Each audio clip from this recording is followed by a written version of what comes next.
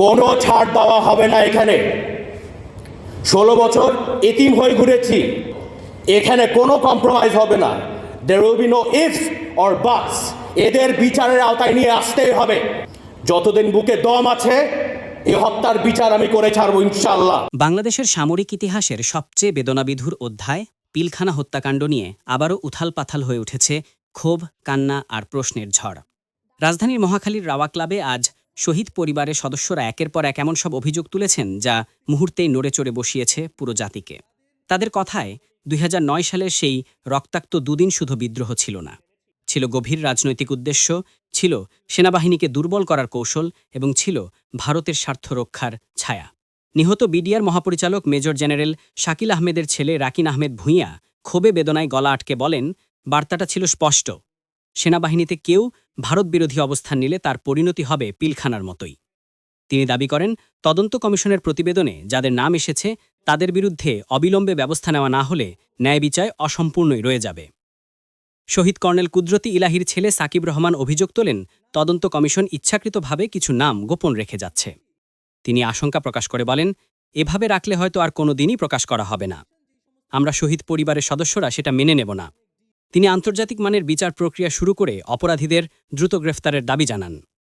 আবেগে ভেঙে পড়েন শহীদ কর্নেল মুজিবুল হকের ছেলে মুবিন হক।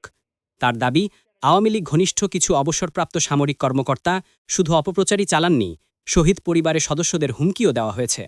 তিনি সরকারের কাছে পরিবারের সুরক্ষা নিশ্চিত করার জোর দাবি জানান।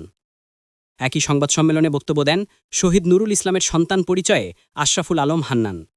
তার অভিযোগ, বিগত সরকার স্বাধীনতা, সার্বভৌমত্ব ও সশস্ত্র বাহিনীকে দুর্বল করার উদ্দেশ্যে পরিকল্পিতভাবে এই হত্যাকাণ্ড ঘটিয়েছে। দেশের মানুষ জানে পেছনে কারা ছিল।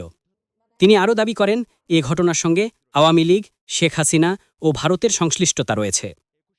অন্য প্রান্তে অন্তর্বর্তী সরকারের গঠিত জাতীয় স্বাধীন তদন্ত কমিশনও একই দিনে জানায়, পিলখানা হত্যাকাণ্ডে ক্ষমতাচ্যুত আওয়ামী লীগের কয়েকজন শীর্ষ নেতার সম্পৃক্ততা পাওয়া গেছে। কমিশনের প্রধান মেজর জেনারেল আল ফজলুর রহমান সাংবাদিকদের সামনে যে নামগুলো উচ্চারণ করেন তাতে শেখ হাসিনা সহ দলের কয়েকজন প্রভাবশালী রাজনীতিবিদের নাম ছিল। পাশাপাশি উল্লেখ করা হয় কয়েকজন সাবেক সেনা কর্মকর্তারও কথা। 2009 সালের 25 ও 26 ফেব্রুয়ারি পিলখানায় বিডিআরের সদর দপ্তরে ভয়াবহ বিদ্রোহে প্রাণ হারান 57 জন মেধাবী সেনা অফিসার। আজ সেই ঘটনার 15 বছর পরও প্রশ্নগুলো রয়ে গেছে জলজলে। কেন হয়েছিল এই হত্যাকাণ্ড? কার স্বার্থে হয়েছিল? আর বিচার কি আদৌ কখনো পূর্ণতা পাবে? শহীদ পরিবারের চোখে আজও ঘুরে বেড়ায় সেই রক্তের নদী।